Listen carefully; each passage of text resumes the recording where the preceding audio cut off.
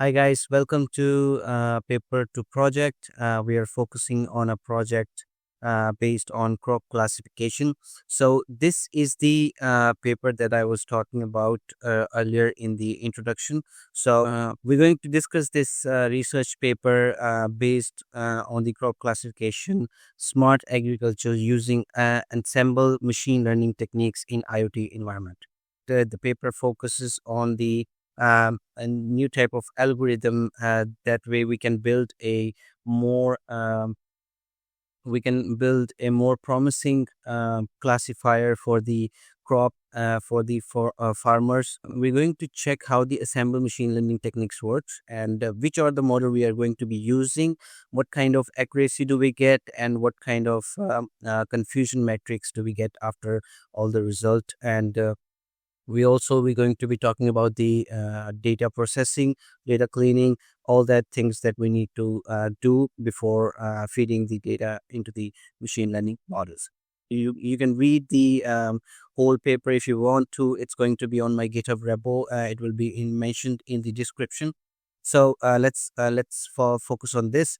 So the purpose method use a novel assemble based machine learning classification approach with two levels of prediction. So we are going to be creating a level base and then meta layer for the classification. So the base level layer is going to be consist of four machine learning models, which is going to be logistic uh, regression, classification, and sport vector and k nearest neighbors. So this is the where our initially the data will be traveled through, and then it will produce a different kind of data set.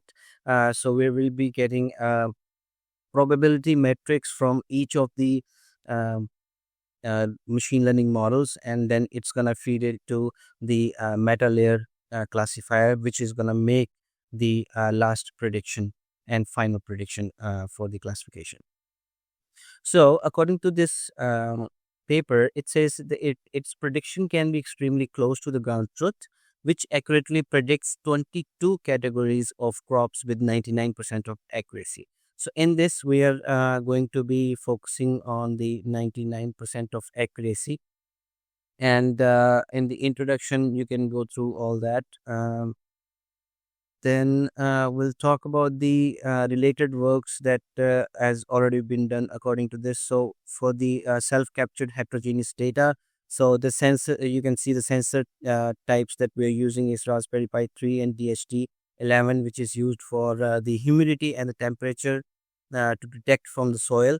And we are also going to be focusing on LM3 pH meter IoT sensor, which is gonna sends the potassium, nitrogen, and other metals into the fertile land.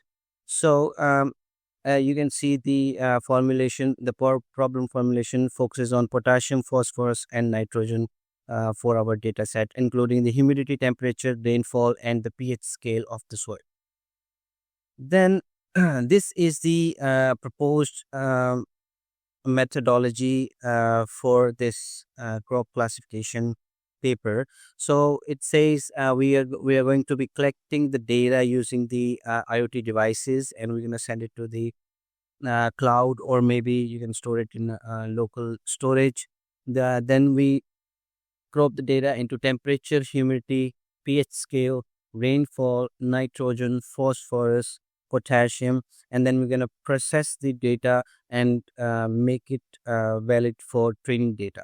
Then each the training data will go through each of the machine learning models, SVM, KNN, logistic regression, and CART, and then each of the model will create a probability matrix depending upon the how many crops classifications that we are doing.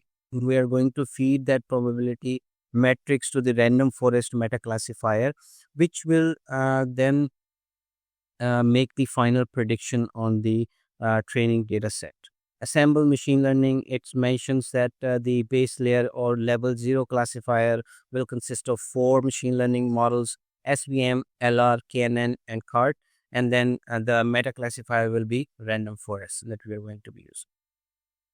So this is all the models that we are going to be using: model training and model prediction. So according to the prediction, we have achieved, according to this paper, they have achieved 99% of the precision. So let's take a look at this table here. So proposed ensemble machine learning is the accuracy, the most accurate reading they have got is 99.7%.